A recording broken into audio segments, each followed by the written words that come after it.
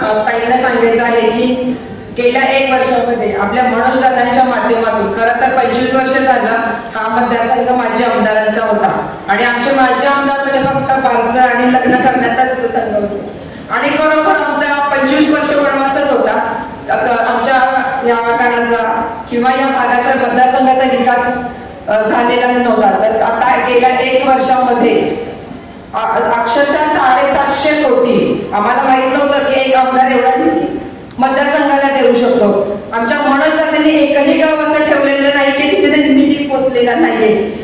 आता आमच्या तळपीड गावाला सुद्धा तळपीड गाव हे सरसेनापती अंबिराव माजी मोहिते आणि रणरागिणी महाराणी ताराराणी यांचा ऐतिहासिक वारसा लाभलेलं गाव आहे आणि या गावामध्ये गेल्या 1 वर्षामध्ये मनोज दादांनी जवळजवळ 1,45,00,000 रुपयांचा निधी दिलेला आहे। नाहीतर याच्या आधी आम्ही सरपंच म्हणून काम करत असताना कुठंतरी एखादा रस्ता कुठंतरी गटर कुठं एवढेच काम आम्हाला माहित होते, पण अक्षरशः दादांच्या माध्यमातून आपल्या या मतदारसंघाचा चेहरा मोहरा बदललेला आहे।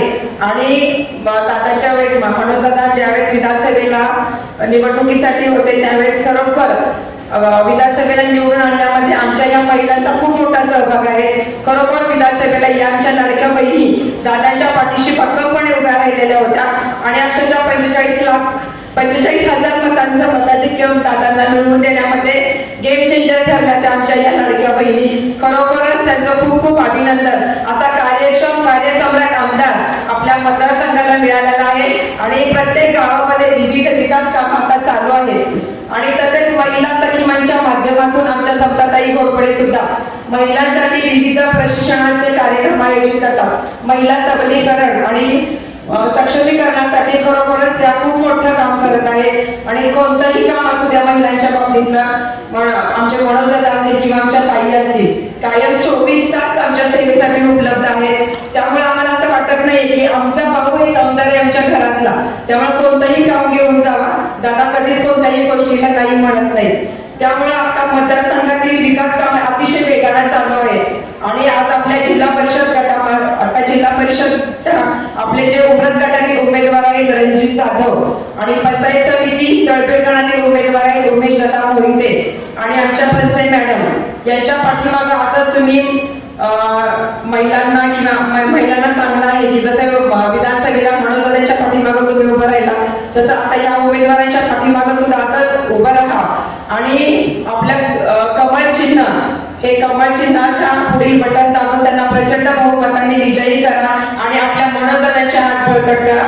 आपले महाराष्ट्राचे लाडके मुख्यमंत्री देवेंद्र भाऊ यांचे हात बळकट करा।